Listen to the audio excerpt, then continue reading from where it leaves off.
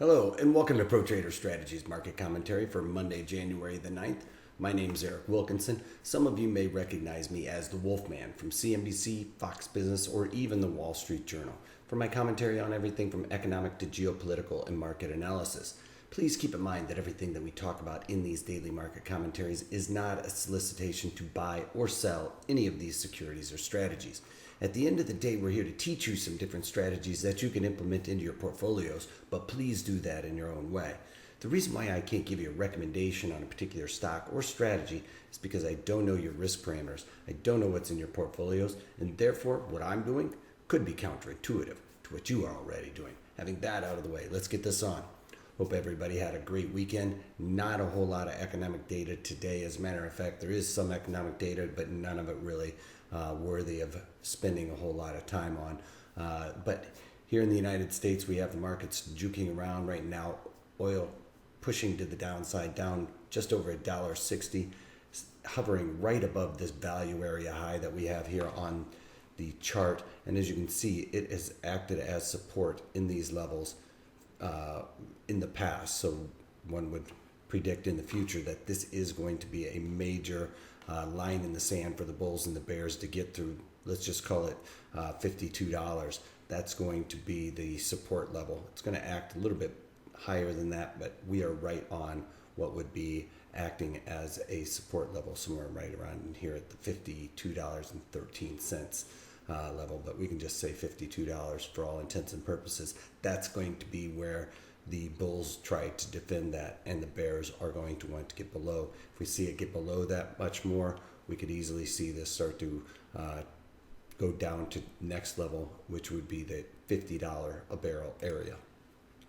Then on to gold. Gold's cruising higher as the overall equities across the board are pretty much in negative territory, but gold pushing higher right now, up $10 on the day, and looking to test that 9-day moving average sometime probably this week. On to the bonds. Again, bonds to the upside as the overall equities to the downside. Bonds up almost a point on the day.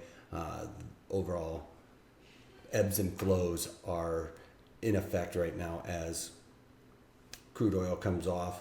We're going to see that push towards the bonds to go higher and gold going higher as the equities come off, and we're kind of seeing that lockstep for the most part.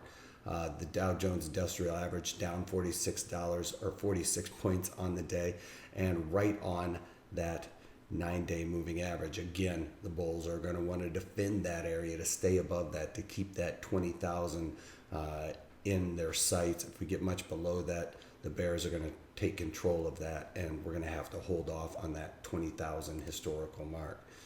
Now, today in the NASDAQ, bunking the trend right now, continuing to do so as it's gotten above that 50 or that 5,000 mark, that historical mark, which is kind of like similar to the Dow Jones Industrial Average 20,000 that everybody on mainstream media has been talking about, but a historical number for the NASDAQ nonetheless, and not even any less significant, but the NASDAQ making a new lifetime high today at 50.23.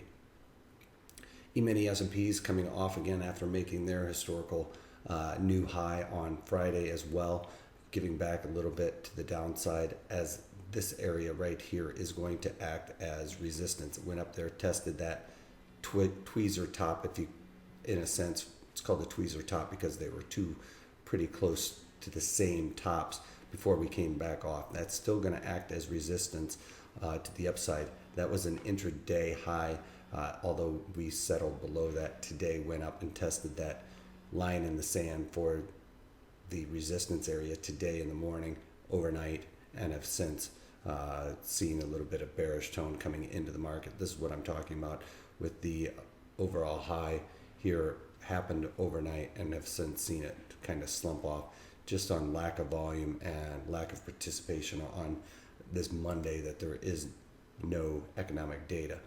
Now for Lululemon, it's one of the few stocks out there that still has pretty good high implied volatility above 50, which allows us for following the rules of my webinars that I talk about in these different underlyings. We need above 50% or above a 50 IV percent, which LULU still has. Now I am still short some puts in there. If you remember, I was put that stock, so I was short the stock. It came off below 65, which is where I was short that stock, and when it popped back above that, I had to get out for about $1.30 loss on that. So I left all my short puts to try and capture that loss that I was seeing in that loss of stock from 65 to 66.30. So the puts I originally sold for just a little over $1.50. So I'm letting that still decay, but because it has high implied volatility, I decided to stick with my short mantra in that, and went into the February and sold the 75 calls for 71 cents in there. So trying to collect a little bit more premium, keep that dream alive on the downside.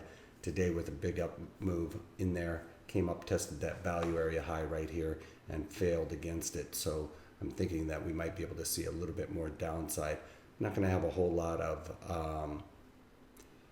it's going to be on a short leash, I should say, because as we see these two lines cross, anytime the 50-day moving average crosses over the 200-day moving average, it's going to give a signal for a long-term bullish move in LULU. So I'm going to keep a short leash on those short calls, probably ride those short puts out in January. They only have 11 more days, so I'm going to let that decay out.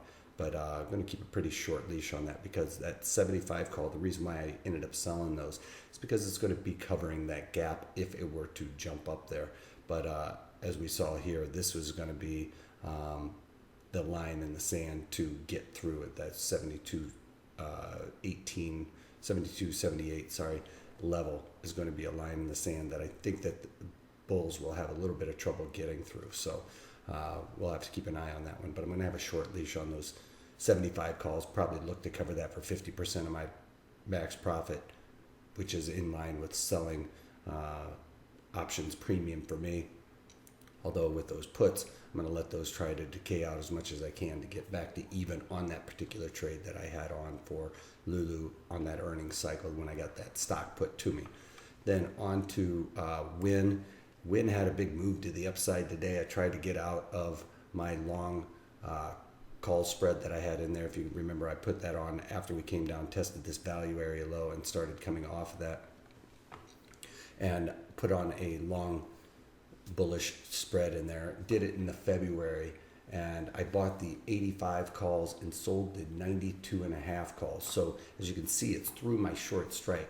Haven't been able to get 50% of my max profit on that, which I paid just around $3.75 for that originally. So to get out for 50% of my max profit would be somewhere around $5.60. Now I was really close to that this morning, but as the markets come off, I'm starting to see that kind of go away from me. Although I have a working order in there at $5.52. Hopefully we can get a little bit of pop towards the end of the day here and WYNN, and I'll be able to cover that trade and be out of that for very close to 50% of my max profit, which is what I'm looking for in a trade like this. That's about all I got for you guys today. Hope you guys all had a great weekend. Keep your eyes out on Twitter, because I'll be throwing out any of these trades that if I end up getting filled late in the day to let you guys all know. All right? If you can't take that, take it easy.